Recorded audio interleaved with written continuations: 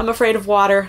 It's my thing. I thought I was really strong, but now I'm having this identity crisis for some reason, even though I've lived my whole life knowing that I'm strong. But for some reason, I don't know, maybe I'm just crazy. Come on, Bruce, you're better than that.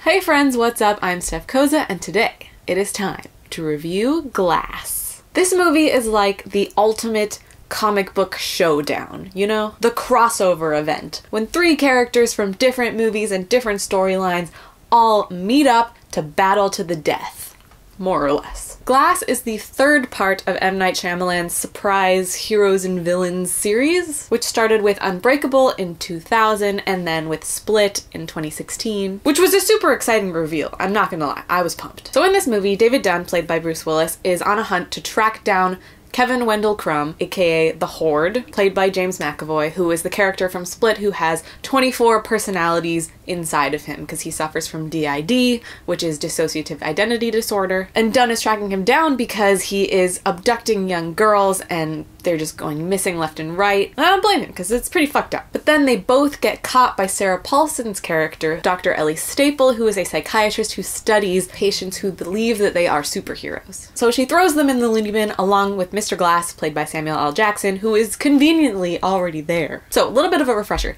David Dunn. Strength. He is quite literally unbreakable. He has super strength and he sees visions of people's sins, basically, whenever he touches them. Weakness. Water.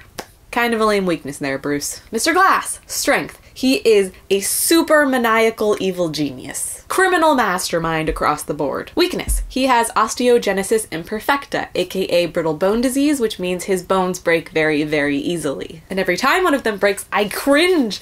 Ugh. And then we have the Horde, aka Kevin Wendell Crumb, aka the Beast. Strength. The Beast. A man-animal hybrid sort of thing. He's about as strong, if not stronger, than David Dunn. He's just a monster. He has 24 personalities inside of him, which is kind of a strength and a weakness, but the strength is that most of them are supporters of the Beast, and they kind of use their combined skills and knowledge to be just this super person. Weakness. He has 24 personalities. He suffers from DID, it can get a little confusing, and depending on which form he is in, he is weaker or stronger. So his compassionate characters are just more likely to be taken down than the Beast or Dennis, etc. So we have a hero, or maybe more of an anti-hero, a villain, and some sort of combination of both. That alone is a pretty cool spectacle, just watching them interact with each other and react to each other's existence.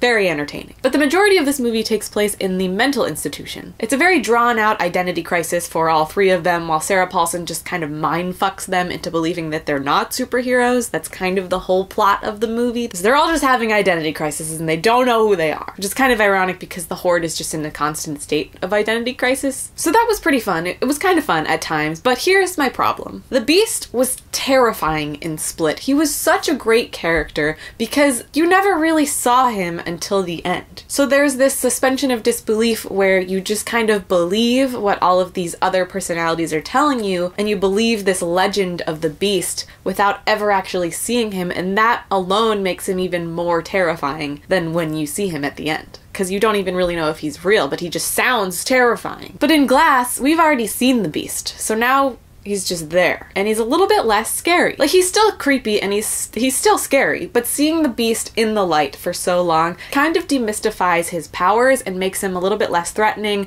a little bit less interesting, especially when he starts talking, because he talks a lot, which is a little bit weird, because it's like a combination of talking and growling, which is almost comical a little bit. And it kind of reminded me of Venom a little bit, just like this big, strong, evil oaf. Because the most interesting parts of the Horde are the compassionate characters, the complex characters.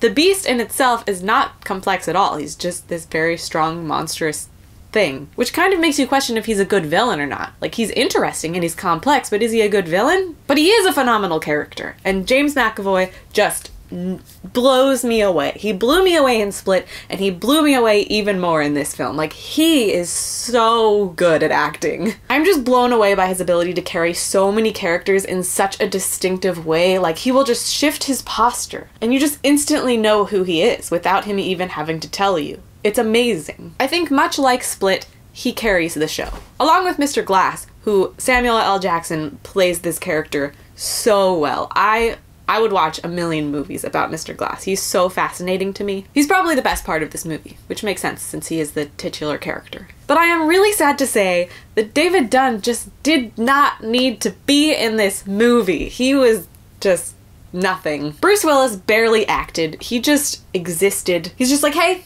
I'm here. I'm afraid of water. It's my thing. I thought I was really strong, but now I'm having this identity crisis for some reason, even though I've lived my whole life knowing that I'm strong, and I've proven it many times. But for some reason, I don't know, maybe I'm just crazy. So now I'm sad, and I'm just gonna brood in the background for 2.5 hours. Come on, Bruce. You're better than that. I honestly think he's just there so that the Horde has something to fight, and to get people to go to see this movie because they're like, oh my god, it's Unbreakable, wah! And those scenes were cool. Like, I loved the comic book showdown. It's super fun, but I don't know, I was kind of rooting for the Horde. Is that wrong? They're just so compelling. I just love them. Overall, I think this film could have been tightened up a lot. It really dragged on at times. And there are just a lot of characters and a lot of stories kind of jumbled and jammed into one movie. But I will say that watching the Horde's 24 personalities and seeing how Mr. Glass's brain worked was really cool. It was definitely the movie's saving grace, those two characters. Samuel L. Jackson played his part so well, and I thoroughly enjoyed every single scene that he was in. And of course, like any good Shyamalan movie, there is a great twist at the end. Is it a twist if we expect there to be a twist? What a twist! Anyways, I loved James McAvoy's performance. I loved getting inside Mr. Glass's genius mind, but everything else was kind of just filler. Glass is an epic comic book showdown without the proper substance. I'm going to give Glass a 3.5 out of 5. I think if I had to rank them, I would say Split, followed very closely by Unbreakable, and then Glass. Like that's it. So, did you see Glass? Let me know in the comments below what you thought about Glass. Did you like it? Did you hate it? Tell me your thoughts. That's it for this review. Thank you guys so much for watching, and I will see you guys in the next video, etc. Bye!